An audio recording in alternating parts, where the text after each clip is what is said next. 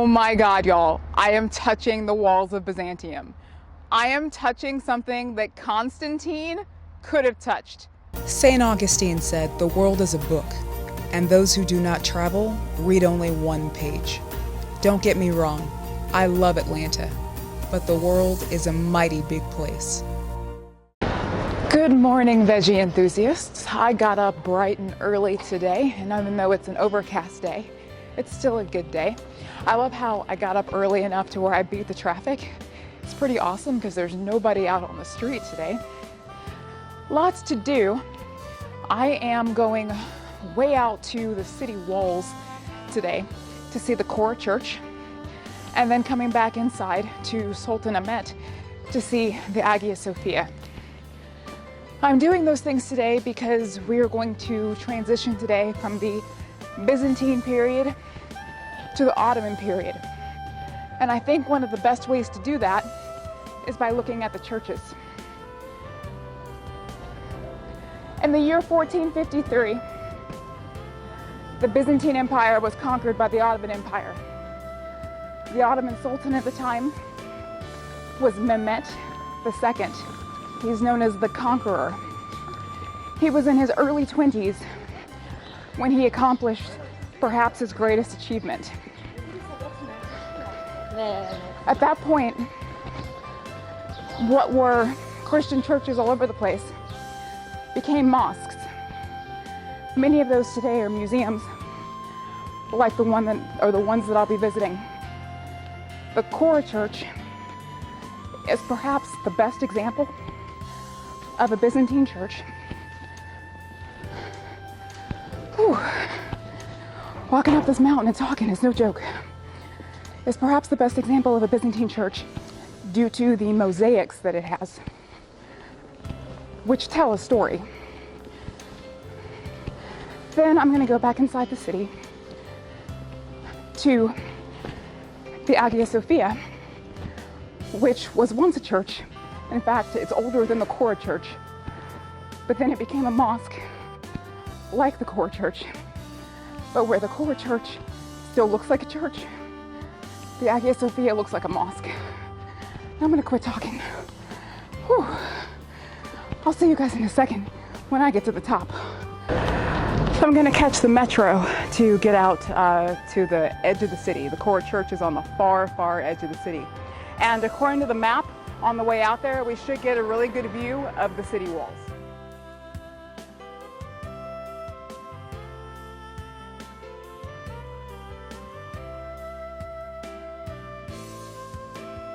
If you guys remember, I talked to you about Byzas. Byzas was the Athenian citizen who came and founded Byzantium. It's named after him. And after that, you have the Greeks having a colony here. Well, the walls of Constantinople date back that far. Maybe not all the way back in the time of Byzas, but definitely to the time of the Greeks. And these walls were built upon by each group of people who came here. They were made thicker, they were made stronger, they were made taller by each group of people who lived here. There are actually 3 layers to the walls. Each layer behind the next layer is that much taller than the one that comes before it. So again, they wanted to make these things to where no one could get through them because these walls protected the city. And the walls of Byzantium, or Constantinople, you watch where I'm going, are going to be breached twice in their history. The first time is in 1204. Well, go back a little bit farther than that. They're kind of breached 3 times. The first time is by the Huns, but that wasn't the Byzantines' fault in any way. There was an earthquake, took down the walls, and the Huns took advantage of it. But then, after that, 1204, you have the Fourth Crusade, which was intended to go and liberate Jerusalem from the Muslims. It didn't get that far. They got to Constantinople and sacked it. It was pointless crusade. So that was 1204. And then they're breached for the final time in 1453. Mehmet the Conqueror, Mehmet II, is going to conquer the city of Constantinople. And after that, Constantinople really is no longer Constantinople. That is considered to be the end of the Byzantine Empire. And two things that I'm going to discuss happen. One of those things is that the city becomes known as Istanbul.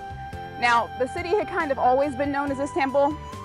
Istanbul is a Greek word. It just means to the city. So informally, even when the city was Byzantium, it was known as Istanbul. Even when the city was Constantinople, it was known as Istanbul. So it just becomes, instead of the informal name, the formal name under the Ottomans.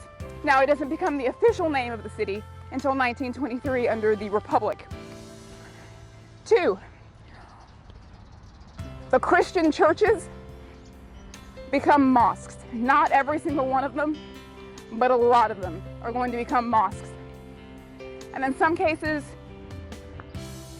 the Muslims will take down the Christian images or whitewash over them and place in their place symbols of Islam. As with any city of affluence, people are going to flock to it to become a part of that prosperity. And Constantinople was no different. The city becomes larger and larger, and eventually it will expand beyond the city walls. The Chora Church that I'm about to visit was initially outside of the city walls. Now it's inside of the city walls, because as the city expanded, they took down the walls and expanded the walls. The Chora Church was built in the 12th century of the Common Era, but like most things in Constantinople, it wasn't just built once. Things are destroyed or in need of repair and rebuilt often.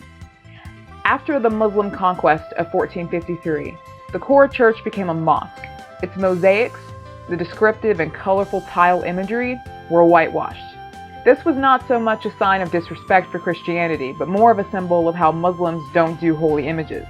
For example, in a church, you'll see images of Jesus. You'll never see an image of Muhammad, as it's forbidden. Christianity is a religion of images. Islam is a religion of words. After the founding of the Republic in 1923, many old churches/mosques became museums. In the 1940s, the whitewash from the Chora Church was removed and the mosaics were restored. This makes the Chora Church one of the best depictions of Byzantine religious belief and daily life still standing in Istanbul.